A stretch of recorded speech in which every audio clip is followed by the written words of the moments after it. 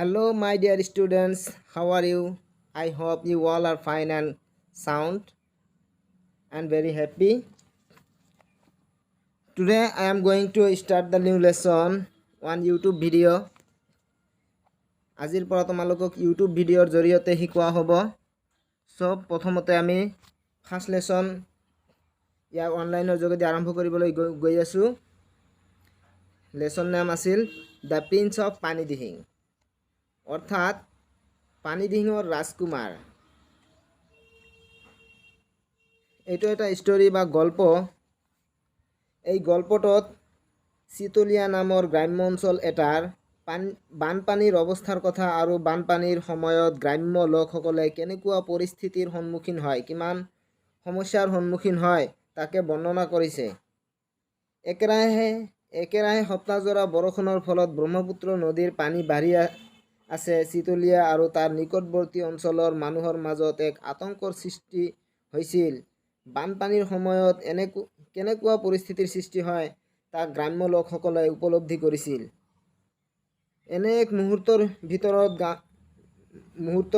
গাঁওখন প্ৰবল ঢৌৱে বুৰাই পেলাইছিল পানীয়ে আৰু মানুহৰ ঘৰৰ মুধচেৰে পানী বৈছিল।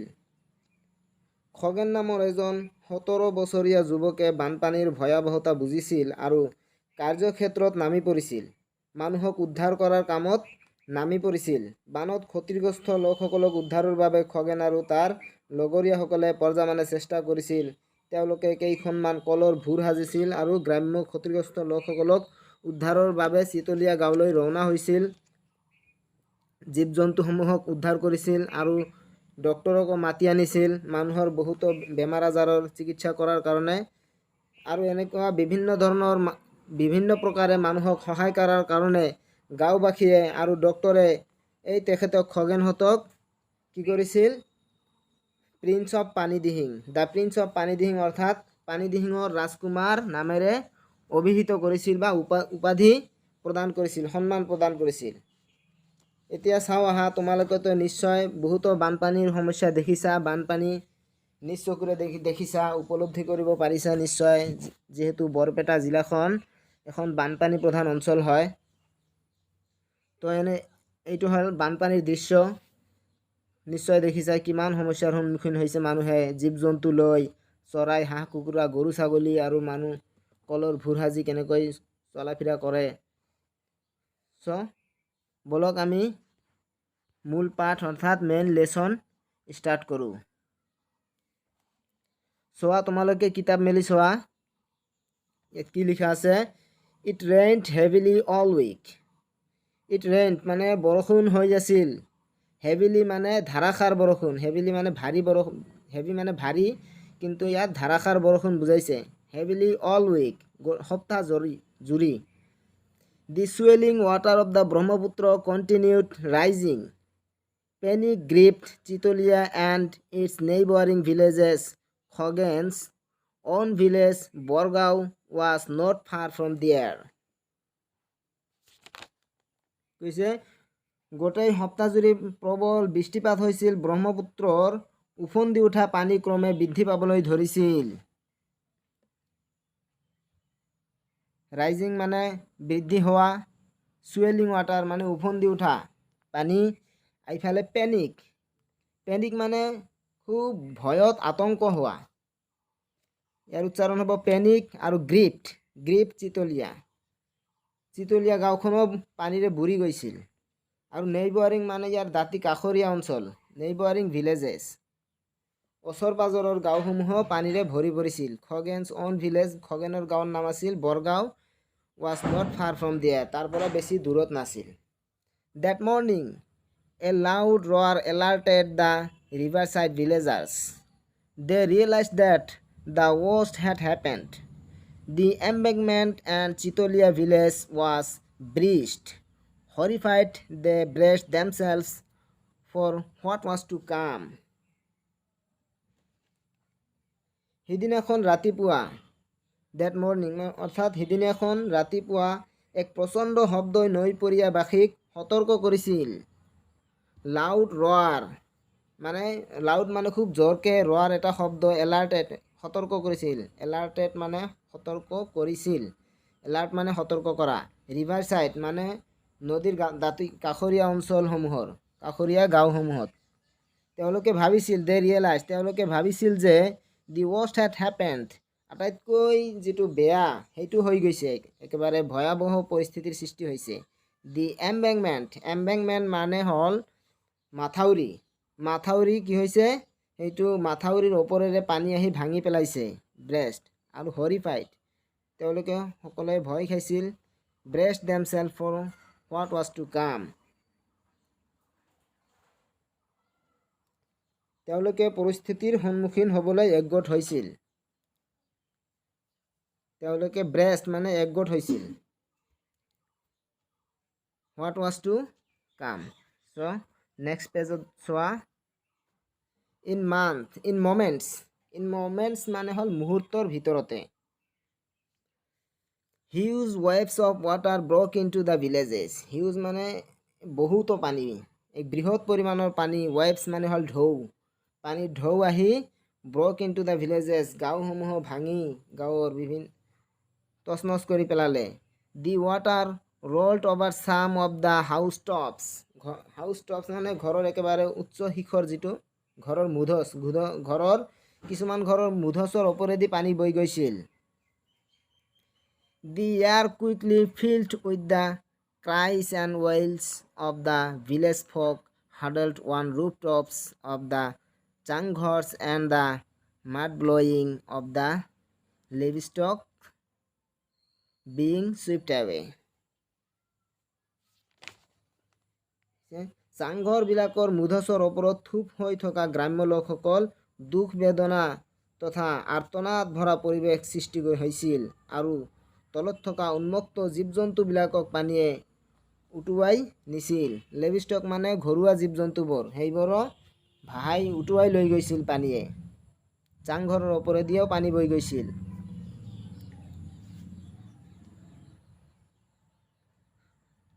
ইয়াৰ পিছত Khagen, a young man of 17। Khagen এজন য়ং মানে যুৱক, 17 বছৰীয়া যুৱক। So' quickly grasped the seriousness of the situation and swung into action। 17 বছৰীয়া তৰুণ খগেনে ততালিকে পৰিস্থিতিৰ গুৰুত্ব অনুধাৱন কৰিছিল আৰু কাৰ্যক্ষেত্ৰত লাগি গৈছিল।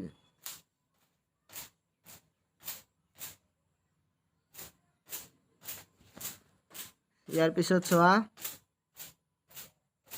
দি village folk and even his classmates at Nitaipukhuri college called him the Prince of Panidihing. He is a brave fellow, they often said। গ্ৰাম্য জনসাধাৰণে আৰু আনকি নেতাইপুখুৰী মহাবিদ্যালয়ৰ তাৰ সহপাঠীসকলে তাক পানীদিহিঙৰ ৰাজকুমাৰ বুলি মাতিছিল। তেওঁ এগৰাকী সাহসী লোক আছিল, সিহঁতে প্ৰায়ে কৈছিল। ফেলো মানে লোক, ইজ এ ব্ৰেভ মানে হ'ল সাহসী।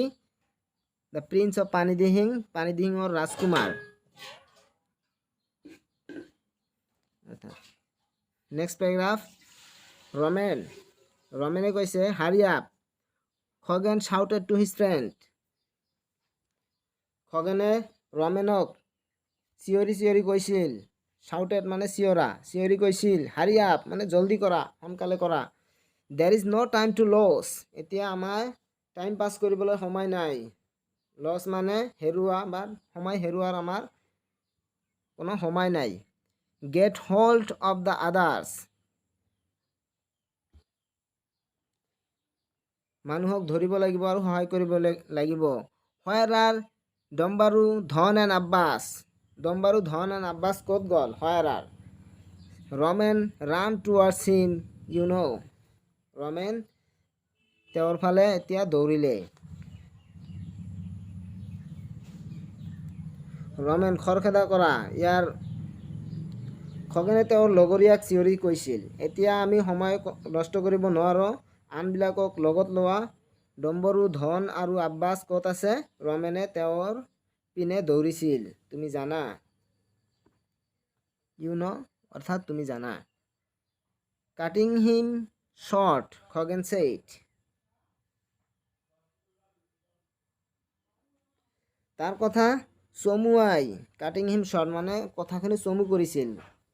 চমুৱাই খগেনে কৈছিল we need a few rafts of banana ট্ৰাংকছ।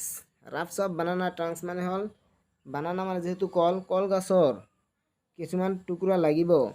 We will bring along my father's boat we must ৰাছ two চিতলীয়া। কৈছে আমাক কেইখনমান কলগছৰ ভুৰ লাগে, মই মোৰ লগত দেউতাৰ নাওখন আনিম, আমি চিতলীয়ালৈ অগ্ৰসৰ হ'ব লাগে। উই মাষ্ট ৰাছ টু চিতলীয়া, ৰাছ মানে খৰখেদাকৈ যোৱা, আমি খৰখেদাকৈ চিতলীয়ালৈ যাব লাগে অৰ্থাৎ। In no' time 5 rafts were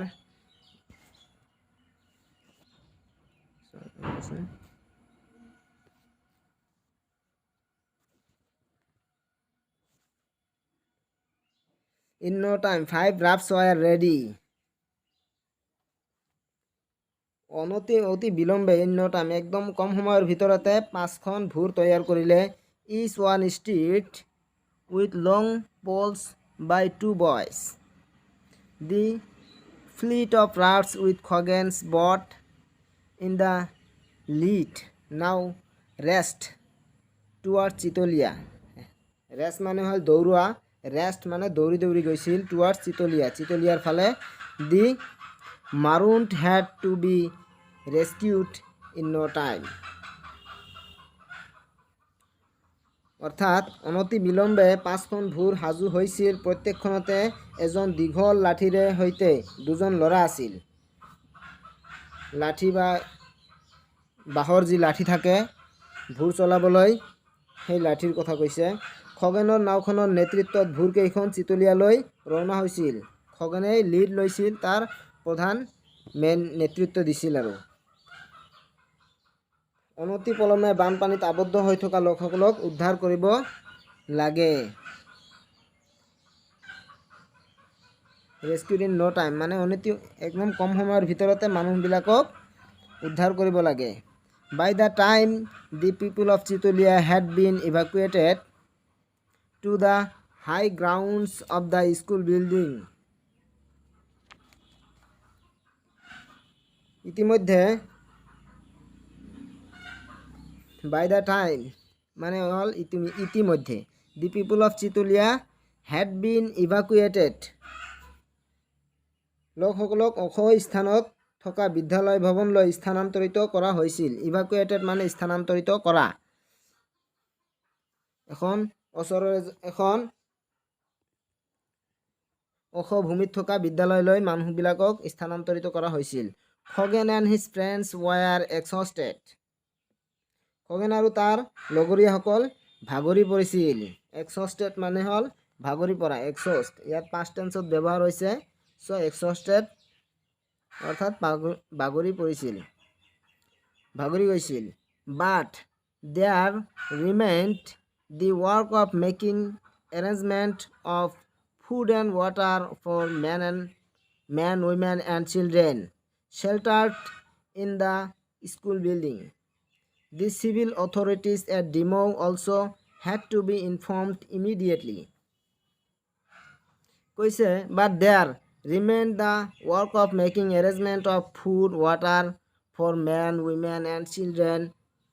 তাত কিন্তু কি সমস্যাৰ সন্মুখীন হৈছিল মানুহবিলাকে স্থানান্তৰিত হোৱাৰ ফলত? পিছত খাদ্যৰ, পানী, মেডিচিন ইত্যাদিৰ প্ৰয়োজন হৈছিল মানুহৰ কাৰণে, মহিলাসকলৰ কাৰণে, শিশুসকলৰ কাৰণে। যি শেল্টাৰ মানে বাসস্থান দিয়া, sheltered in the school building, school ঘৰত দিয়া হৈছিল থাকিবলৈ ঠাই।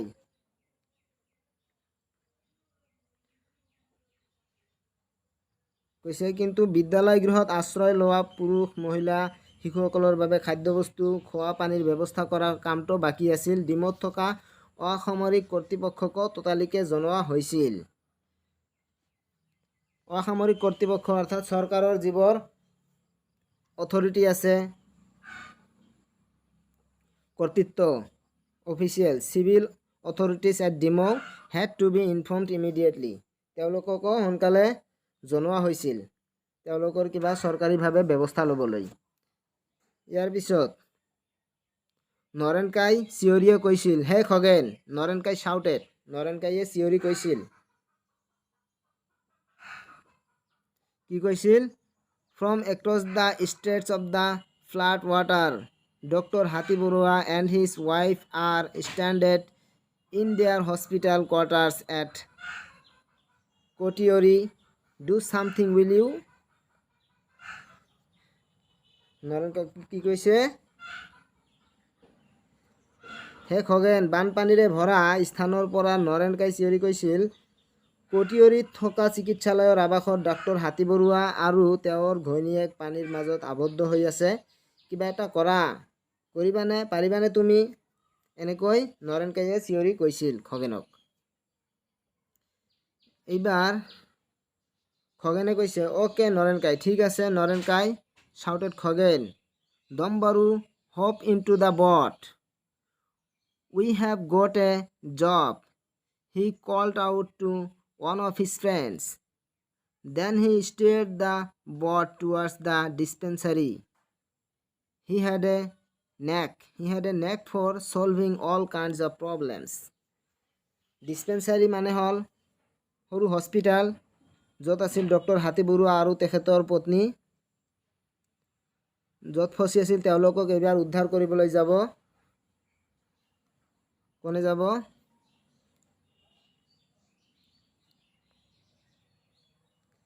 নৰেন খগেনে কৈছিল, ঠিক আছে নৰেন কাই, ডম্বৰু নাওখনত জঁপিয়াই উঠা, আমাৰ এটা কাম কৰিবলগীয়া আছে। সি তাৰ এজন লগৰীয়াক কৈছিল। তাৰপিছত সি চিকিৎসালয় অভিমুখে নাওখন লৈ ৰওনা হৈছিল। সকলো ধৰণৰ সমস্যা সমাধান কৰাত তাৰ দক্ষতা আছিল।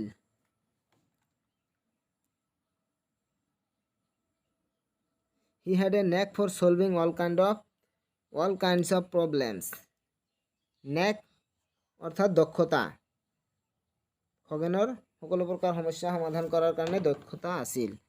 ইয়াৰ পিছত হাফ এন আৱাৰ লেটাৰ, আধা ঘণ্টা পিছত, দি বট ৰিচ দ্য ডক্টৰছ হাউচ, আধা ঘণ্টামান পিছত নাওখন ডক্টৰৰ ঘৰ পালে।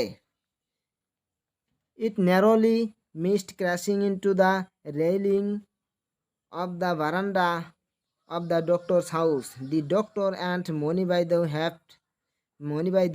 heaved a sigh of great relief.